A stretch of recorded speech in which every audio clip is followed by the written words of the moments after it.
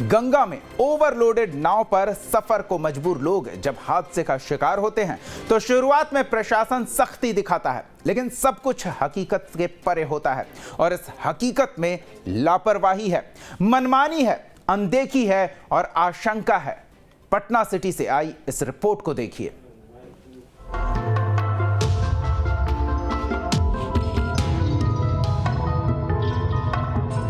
खचाखच भीड़, नाव पर भारी गाड़ी, ठेलम ठेल भीड़। नाव पर सवारी के लिए हर चीज का रेट तय। कुछ तय नहीं है तो बस हादसों की तस्वीर, कुछ तय नहीं है तो जीवन का मोल। नाव पर रेलम रेल भीड़ ने कई बार हादसों से लोगों का सामना कराया है, लेकिन हर हादसे के बाद सबक लेने की बजाय लोगों ने सच से सामना करना बंद कर दिया है।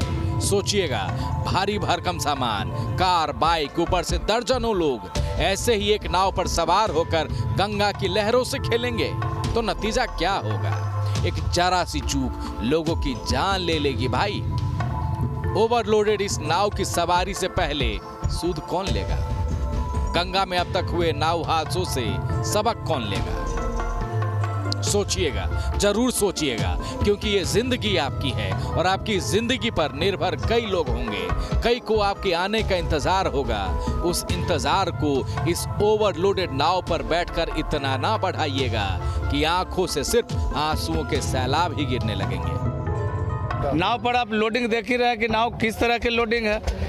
और उस अभाव में किसी प्रकार का अगर पंटून में या किसी तरह अगर नाव में क्षति होती है, बहुत हर साल कुछ ना कुछ दुर्घटना होता है।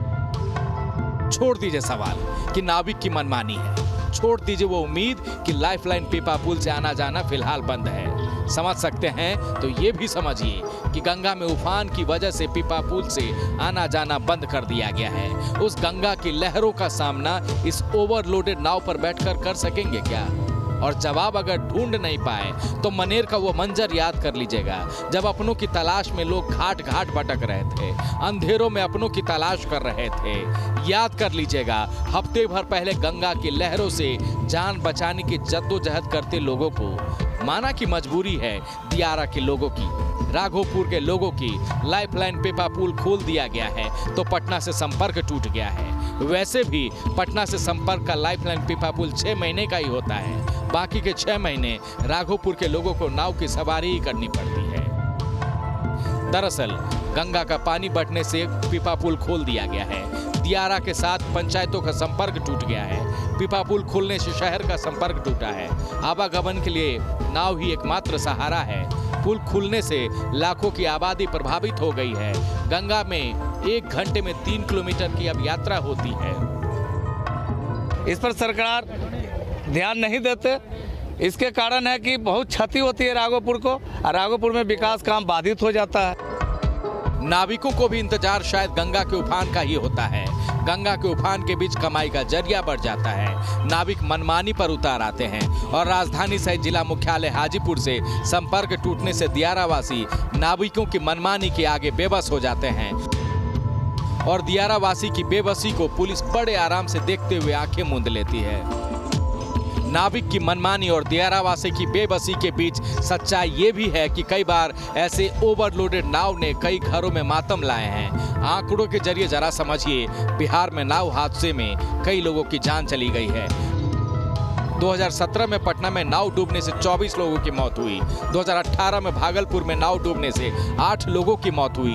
19 में खगड़िया में नाव पलटने से 9 लोगों की मौत हुई। 2020 में गोपालगंज में नाव डूबने से 9 लोगों की मौत हुई। 2021 में मोतिहारी में नाव पलटने से 6 की मौत हुई।